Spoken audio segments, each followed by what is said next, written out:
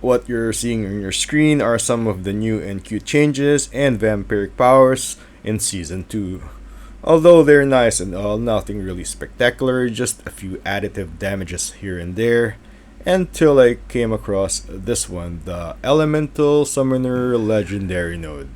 It says your Conjuration skills have a 10% reduced cooldown or mana cost, and they also deal bonus damage equal to 3% of the total amount of your bonus damage with fire, lightning, and cold. If you go ahead and look at our in-game stats, for example, fire damage is 686, lightning damage at 294, and cold damage at around 506.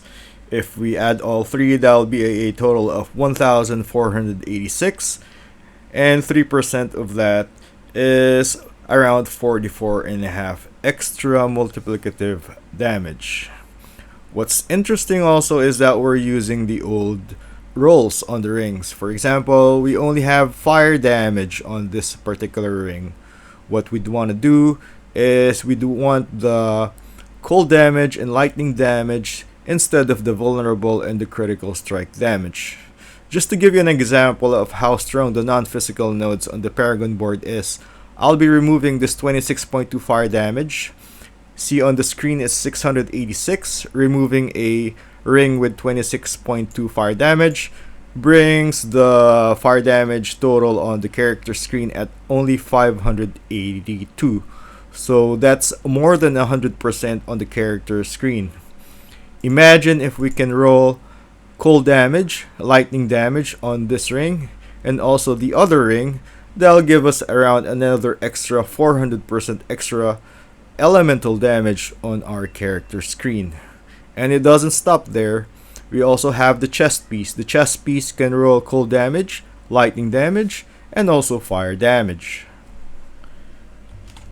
And if you think we're done, we're not done yet. The winner glyph has also been reworked. The glyph by itself will be pumping around 100 cold damage, and then multiplied by our non-physical damage, we're looking at another 100, 200 combined elemental damage right there. All in all, we're expecting around a total of 60 to 70 multiplicative damage. And the insane part is that this multiplicative damage is non-conditional. It's not subject to any conditions and will remain active throughout the full game. Now all that is fine and dandy until we get to this part. Well, I've read and seen a couple of hyped up videos on how Conjuration or Hydra build in particular looks insane.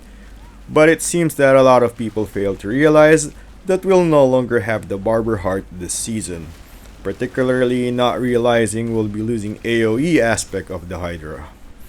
Here's the thing, even if the Hydra does a billion damage per hit, clearing a screen with 20 to 30 mobs will be slow. My friend Ozzy actually asked me if I was gonna go full Hydra given the hype about it this season, and I had to explain to him how losing the Barber will greatly impact the previous Hydra builds. I am currently, however, showing a build that I'll be running for the start of Season 2. It's basically an Eye Shards build without the Eye Shards slotted. Although it might sound weird, it's actually a very effective build from early to late game. It does, however, have one weakness.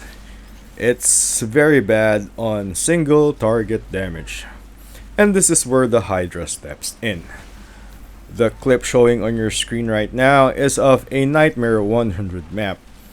Although we slotted the Hydra, its main purpose is to simply finish off elites or structures that our AoE damage has not cleared.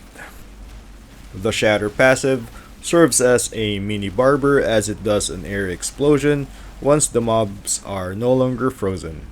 The idea is Hydra being a support only to apply lots of burn damage, which will then be added towards the explosion of Shatter once the freeze expires or a particular mob dies.